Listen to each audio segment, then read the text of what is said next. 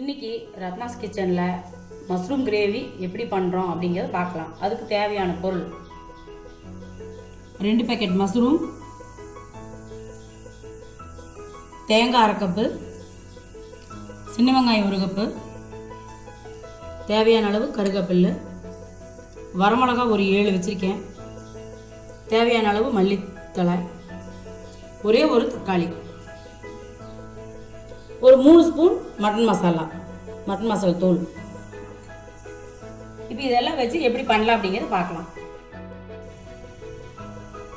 இப்போ கடல் எண்ணெய் ஒரு 3 ஸ்பூன் ஊற்றிக்கலாம், 3 கரண்டி.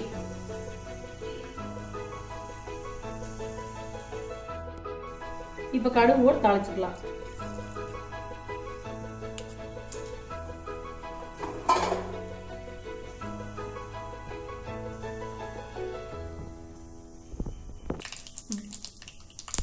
இப்போ கடுகு வெடிச்சிருச்சு. வெங்காயம் போட்டுக்கலாம்.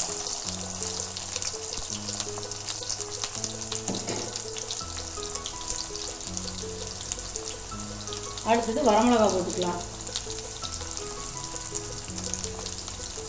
இந்த வரமிளகாயில் வந்து விதையெல்லாம் எடுத்துக்கணும், அப்போதான் நல்லா இருக்கும். நல்லா ஃப்ரை பண்ணிட்டு கூடவே கருவேப்பிலை போட்டுக்கலாம்.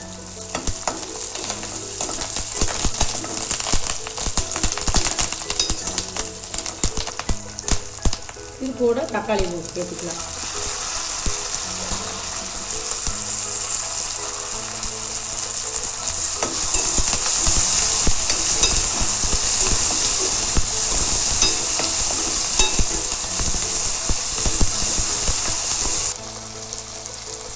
இப்போ மட்டன் மசாலா சேர்த்து போகிறோம்.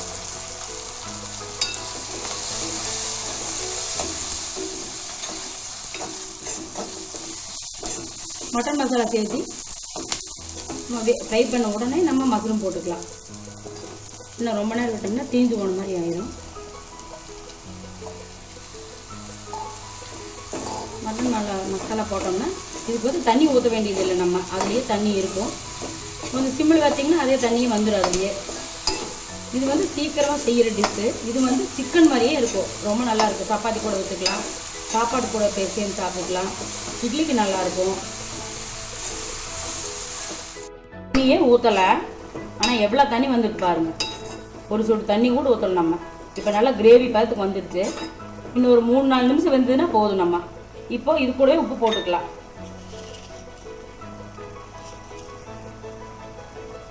உப்பு போட்டு நல்லா கலந்து விட்டுடலாம்.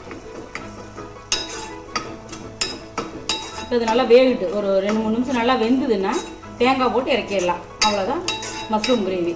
இது வந்து சீக்கிரமாக செஞ்சிடலாம். இது வந்து ஒரு 10 நிமிஷம் வேலை கூட கிடையாது. எங்கேயாவது வெளியே கூட போயிட்டு வந்தால் கூட வந்துடனே மாவு, தோசை மாவு, இட்லி இந்த மாதிரி ஏதாவது ஊற்றி இதை சைட் டிஷ் பண்ணிக்கலாம். டக்குன்னு ரெடி ஆகிடும். இப்போ நல்லா 2-3 நிமிஷம் வெந்துருச்சு. இது கூட நம்ம தேங்காய் போட்டு இறக்கிடலாம்.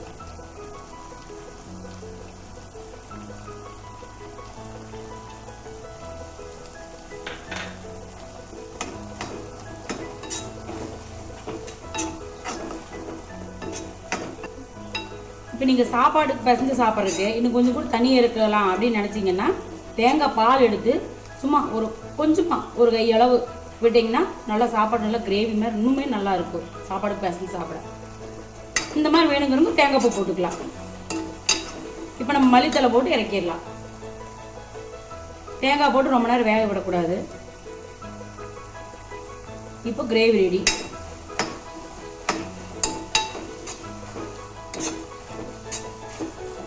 Gravy ready. இப்போ நம்ம அடுப்பு ஆஃப் பண்ணிடலாம்.